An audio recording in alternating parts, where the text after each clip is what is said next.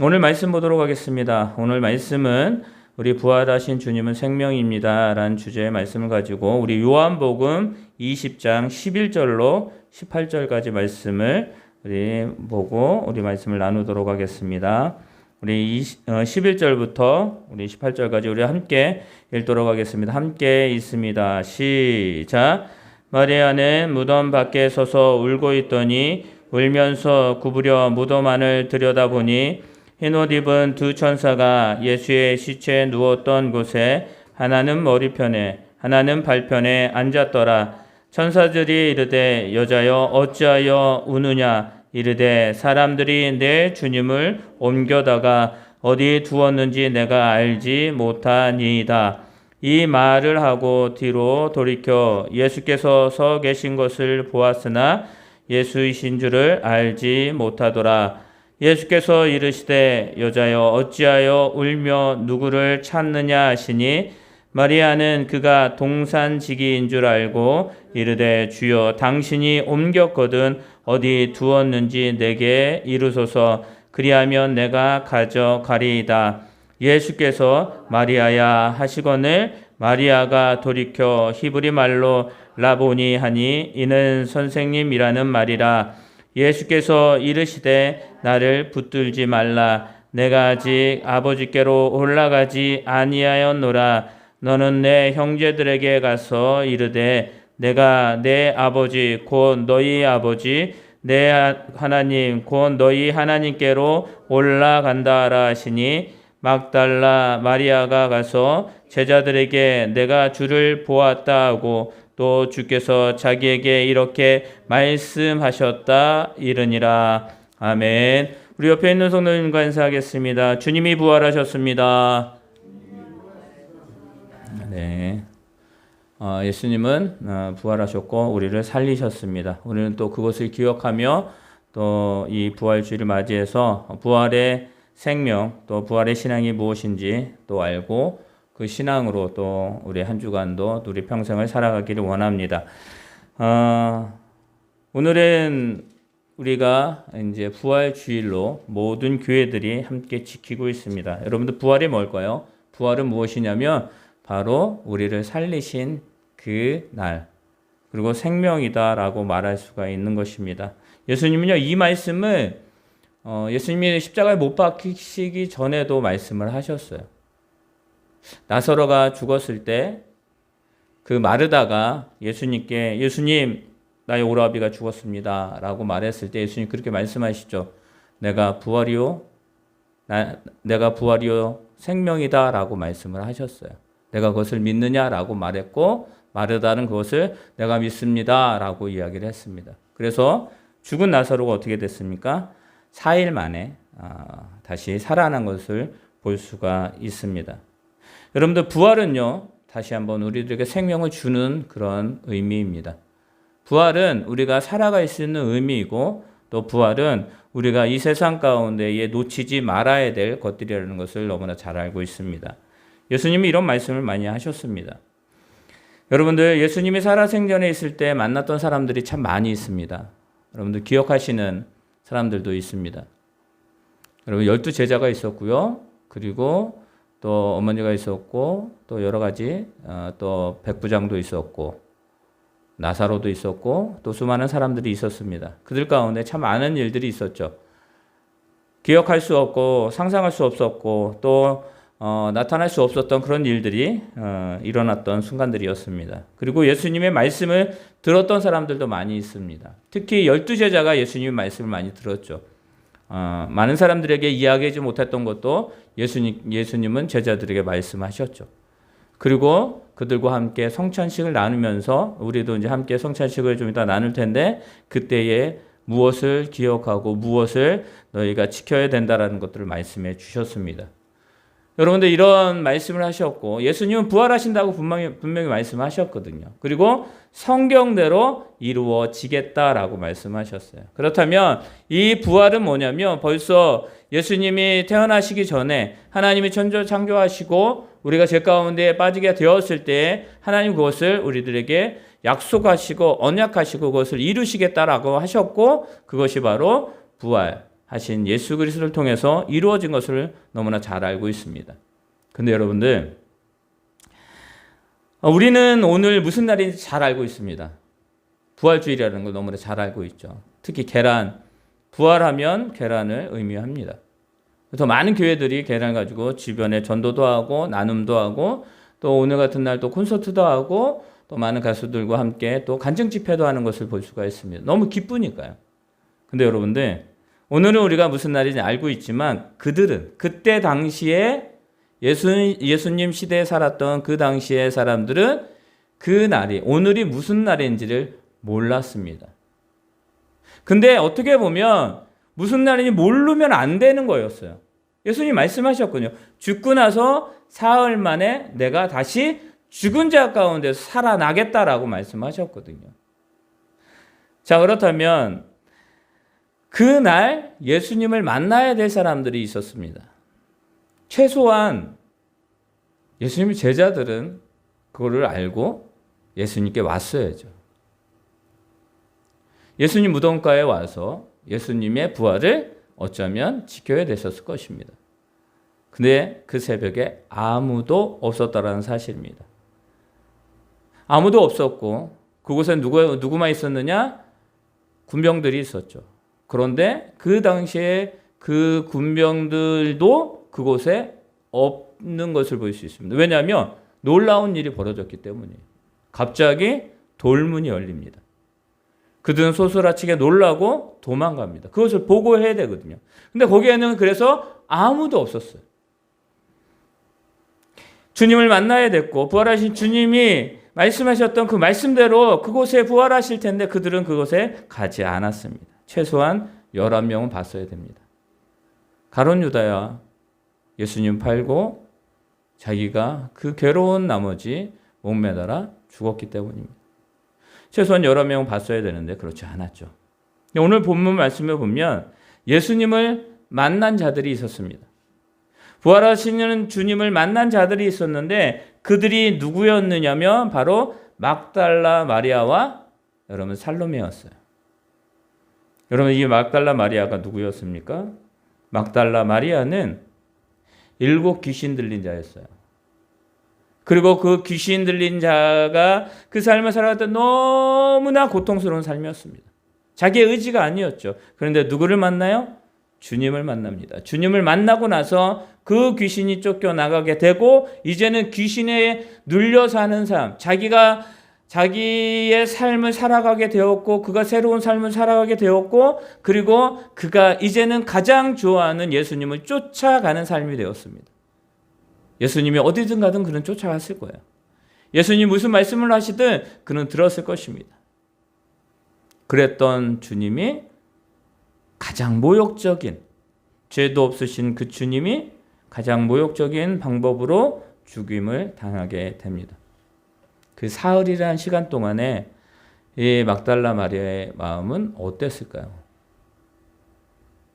우리는 그 마음을 아직은 짐작할 수는 없지만 어쩌면 부모님을 먼저 떠나보낸 자녀의 마음, 또 아니면 다른 여러 가지 일로 인해서 내 이웃과 아니면 내가 가장 좋아했던 사람이 먼저 떠나간 그것을 경험한 사람이라면 어쩌면 알 수 있을 것입니다. 왜냐하면 보고 싶기 때문입니다.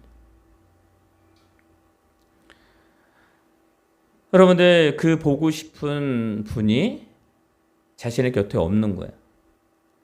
그러다 보니까 이 여인들은 어떻게 되냐면 예수님을 찾아갑니다. 20장 1절에 보면 이런 말씀이 있습니다. 안식 후 첫날 일찍이 아직 어두울 때에 막달라 마리아가 무덤에 와서 돌이 무덤에서 옮겨진 것을 보았다라고 말합니다. 그 사흘째 되던 날 새벽에 아직도 어두움이 가득한 그 새벽에 막달라 마리아는 예수님이 보고 싶어서 또 예수님의 장례가 잘 치러졌는지 또 그것을 보고 싶어서 그 새벽에 예수님 무덤에 갑니다. 아리마대 요셉이 그것을 주었던 무덤이었죠. 그가 갔는데 어떤 일이 일어납니까? 무덤이 열려 있었습니다. 무덤이 열렸다라는 것은 두 가지 중에 하나입니다. 우리는 잘 알고 있습니다. 지금 예수님 부활하셨으니까. 그런데 그들은 몰랐습니다. 그들은 그것을 생각할 수조차 없었습니다. 왜냐하면 두렵고 떨리고 슬펐기 때문입니다. 그들이 그곳에 갔을 때 문이 열렸을 때 그들은 무서웠고 이 막달라 마리아는 무서웠기 때문에 베드로에게 가서 무덤이 열려 있다라고 제자들에게 그것을 말합니다. 그때 무덤으로 갔던 그 제자들, 이야기를 들었던 이 제자들은 무덤을 향하여 달려옵니다. 달려와서 그 광경을 목격하게 됩니다. 여러분들, 제자들이라면 그 광경을 목격했을 때 우리의 상식으로 생각을 하면 예수님이 부활하셨구나 라고 생각을 해야 되는 것입니다. 예수님이 말씀하신 대로 우리에게 말씀하셨는데 바로 그날이구나 라고 생각을 해야 됐을 것입니다. 그런데 어째서일까요? 9절 말씀에 보면 우리 성경을 보게 되면 우리 성경 말씀 9절 말씀을 한번 읽어보도록 하겠습니다. 성경 20장 9절입니다. 그들은 성경에서 그가 죽은 자 가운데서 다시 살아나리라 하신 말씀을 아직 알지 못하였더라 라고 말해요. 9절에. 성경에 죽은 자 가운데서 다시 살아나리라 한 이 말씀으로 기록되었고요. 그리고 뭐예요? 예수님이 말씀하셨어요. 그것을 들었던 제자들이 그 무덤에 와서 예수님이 살아난 것을 확신해야 되는데 그들은 어떻게 됩니까? 이에 두 제자가 자기의 집으로 돌아갔다라고 말합니다. 여러분들, 그들은 거기에 있어야 됐고 어쩌면 예수님의 부활하심을 증거해야 되는 것이었습니다. 그런데 그들은 집으로 돌아갑니다. 집으로 돌아가서 무엇을 하느냐? 문을 잠급니다. 문을 잠그고 아무도 드나들지 못하게 합니다. 두려움 가운데 있는 거예요. 여러분들, 그 제자들의 모습이 우리는 어쩌면 이해할 수도 있겠지만 다른 쪽으로 생각해 보면 도저히 이해할 수도 없는 상황일 수도 있습니다. 여러분들, 제자들은 그 말씀을 기억하지 못했습니다. 기억하지 못했던 그 제자들이 떠난 그곳에 막달라 마리아는 슬피 더 울기 시작합니다. 죽은 예수라도 그 시체의 얼굴이라도 예수님의 얼굴을 보고 싶어서 왔었던 이 막달라 마리아는 예수님을 이제는 아예 볼 수가 없습니다. 무덤 밖에 서서 엉엉 울고 있습니다. 목 놓아 울고 있었습니다. 그런데 그 무덤을 보았을 때에 그에게 보여주는 광경은 오늘 말씀하신 대로 12절에 말씀한 것처럼 두 천사가 한 천사는 그 예수님의 머리맡, 또 한 천사는 발끝에 앉아 있었다라고 말합니다. 그 무덤의 자리에 예수님 그곳에 와 계셨죠. 그러면서 물어봅니다. 어찌하여 우느냐라고 말합니다. 그때 이 막달라 마리아는 자기의 심정을 토로합니다. 사람들이 내 주님을 옮겨다가 어디에 두었는지 내가 알지 못합니다. 너무 슬픈 거예요. 너무 애달프고 안타까운 거예요. 어떻게 할 방법이 없는 거예요. 여러분들, 우리가 이럴 때 있지 않습니까? 우리가 진짜 무엇을 하고 싶지만 어떠한 것도 할 수 없는 상태에 이르렀던 우리의 순간들, 우리의 삶의 순간이 분명히 있었을 것입니다. 이 막달라 마리아는 지금 그런 상태였습니다. 그런데요, 우리 14절과 15절 말씀을 읽어볼까요? 14절과 15절 있습니다. 시작. 이 말을 하고 뒤로 돌이켜 예수께서 서 계신 것을 보았으나 예수님이신지를 알지 못하더라. 예수께서 이르시되 여자여 어찌하여 울며 누구를 찾느냐 하시니 마리아는 그가 동산주익인지를 알고 이르되 주여 당신이 옮겼거든 어디 두었는지 내게 이르소서 그리하면 내가 가져가리이다. 아멘. 여러분들, 이 여인은 지금 부활하신 주님을 보았지만 알지 못했습니다. 왜냐하면 그들이 보고 싶어서 왔던 그 예수님의 모습은 죽으신 예수님이셨기 때문입니다. 그 죽으신 예수님을 보러 왔기 때문에 여인들은 여전히 죽은 예수님을 찾았습니다. 시체로 있는 예수님을 찾았습니다. 그런데 예수님은 그곳에 계시지 않았고 그들의 마음은 슬퍼지기 시작했습니다. 여러분들, 그런데 예수님을 보았음에도, 부활하신 예수님을 보았음에도 그들이 깨닫지 못합니다. 여러분들, 예수님은 부활이시고 생명이시고 길이십니다. 나로 말미암지 않고서는 아버지께로 갈 자가 없다라고 그렇게 말씀하셨습니다. 여러분들, 그것을 우리가 믿고 나아가야 되는데 그것을 믿지 못하고 그냥 우리의 세상 가운데 삶을 살아가는 경우들이 너무나 많이 있습니다. 사랑하는 성도 여러분, 예수님을 보았던, 그토록 따라다녔던, 만나기를 원했던 이 마르다조차 예수님이 눈앞에 있는데 그는 그 예수님을 온전히 바라보지 못했습니다. 왜냐하면 그는 지금 자신의 생각과 자신의 생각했던 그곳으로만 바라보았기 때문입니다. 예수님은 죽었다라고 생각했기 때문입니다. 예수님은 내가 시체를 어떻게든 찾아서 그 시체를 가져가야 되겠다라고 생각했기 때문입니다. 그러니까 하나에 집중하다 보니까 그게 말씀이 아니라 예수님께 집중하지 아니하고 자기 생각에 집중하다 보니까 어떻게 되는 거예요? 하나님의 말씀의 역사가 그의 삶 가운데 일어나지 않는 거예요. 하나님이 말씀하셨는데도, 예수님이 말씀하셨는데도, 그 말씀 속에 그대로 이루어졌는데도 그는 깨닫지 못했다라고 하는 것입니다.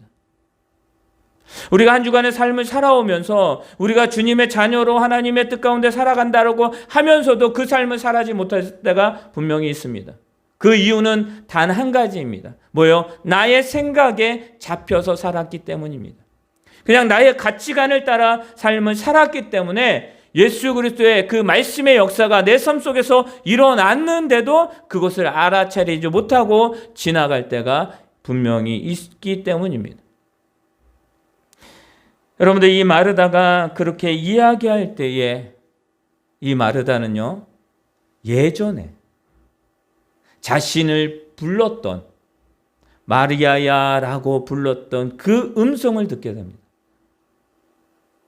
자신이 늘 날마다 들었던 그 음성을 그는 듣게 됩니다.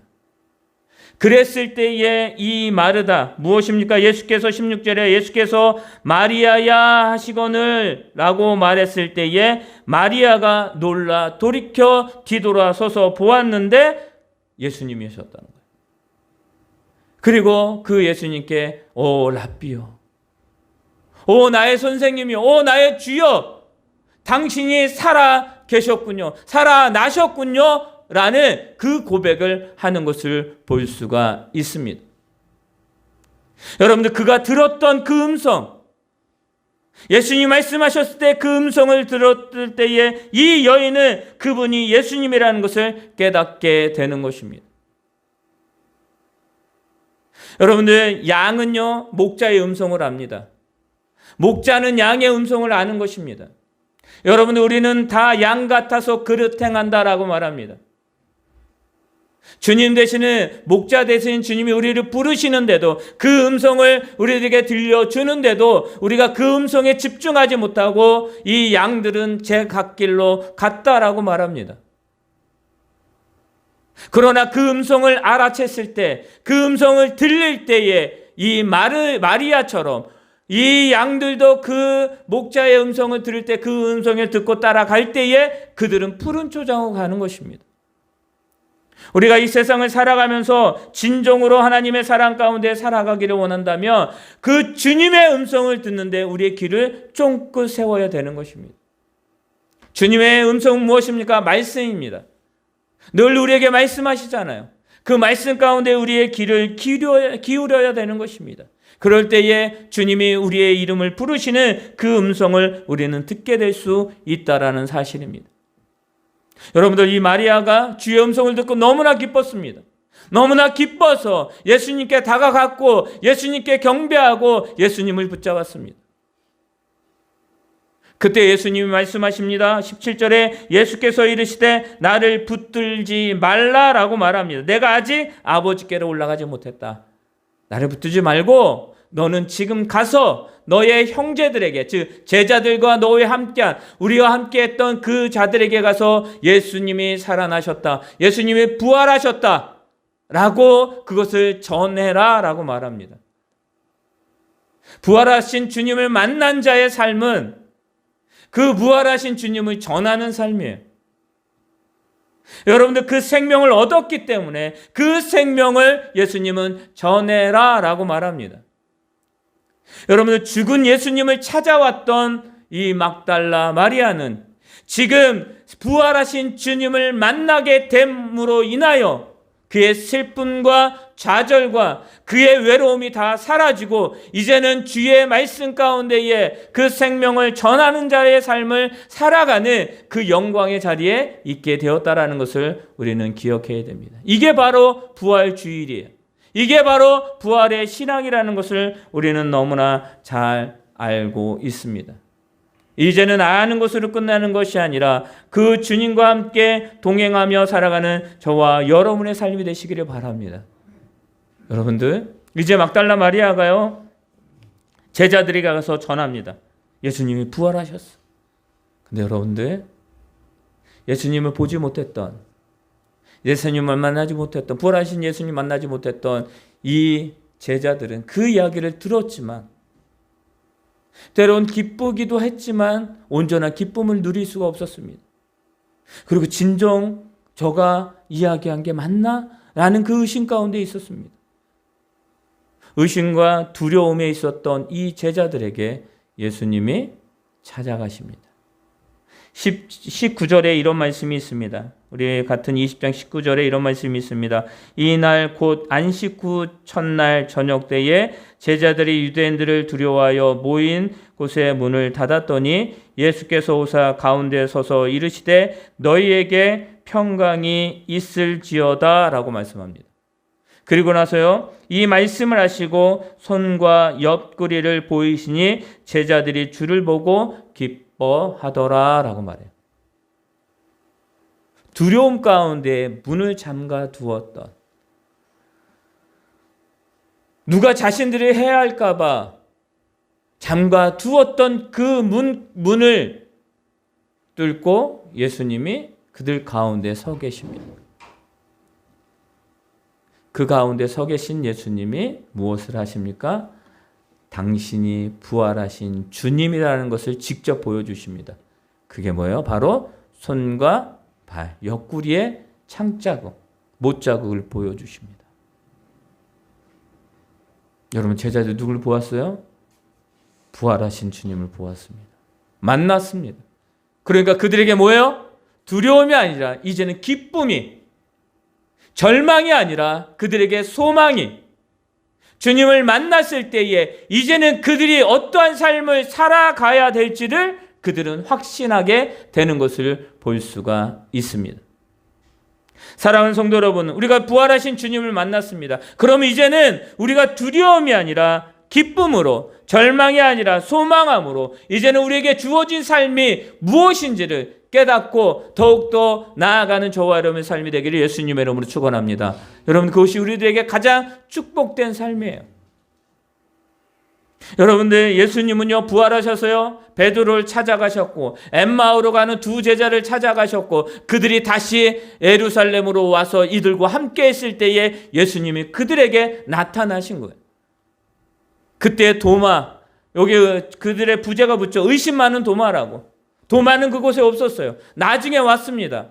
그때에도 그 많은 사람들이 그에게 말합니다. 야, 예수님은 부활하셨어 라고 말합니다.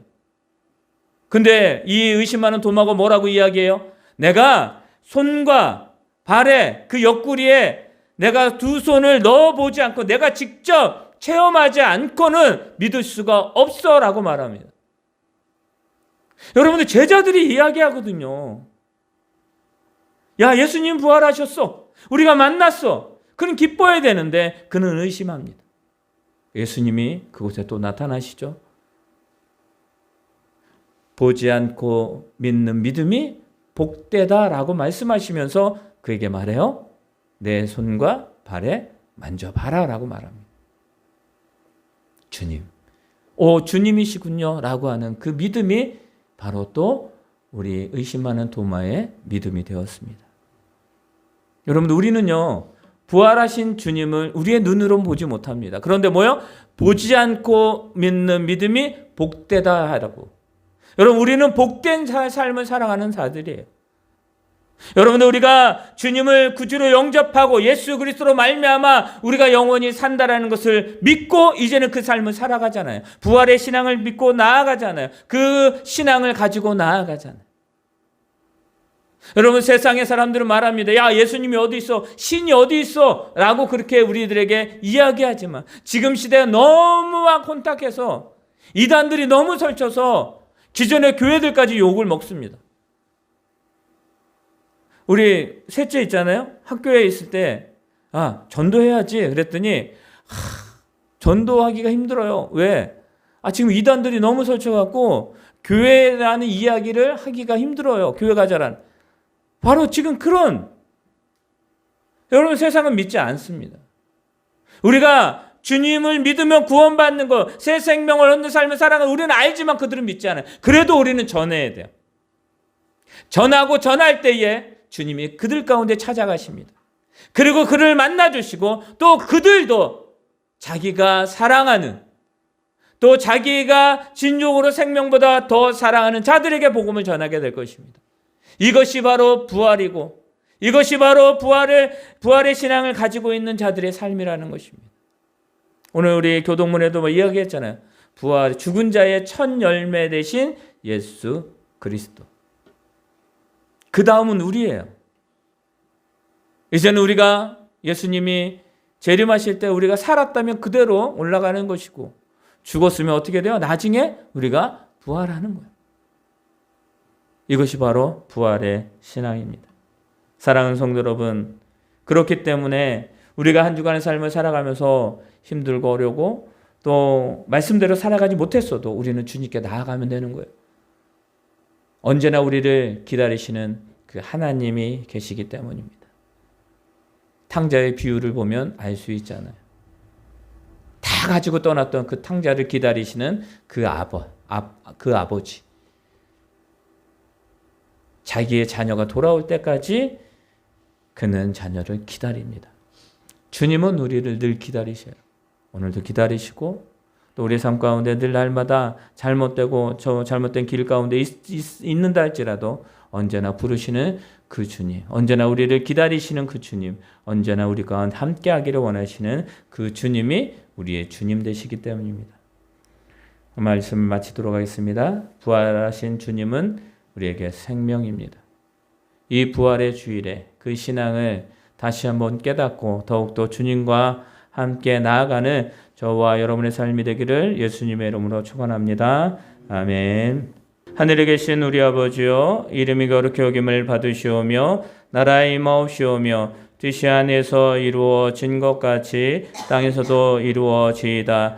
오늘날 우리에게 일용할 양식을 주옵시고 우리가 우리에게 죄 지은 자를 사하여 준 것 같이 우리의 죄를 사하여 주옵시고 우리를 시험에 들게 하지 마옵시며 다만 악에서 구하옵소서. 대개 나라와 권세와 영광이 아버지께 영원히 있사옵나이다. 아멘. 이제는 우리 주 예수 그리스도의 은혜와 하나님의 그 크신 사랑과 성령님의 인도하심이 부활하신 주님은 생명입니다 라고 고백하는 우리 성도들의 삶 위에, 가정과 직장 위에, 이 나라 민족 위에, 우리 교회 위에 지금부터 영원토록 함께 있을지어다.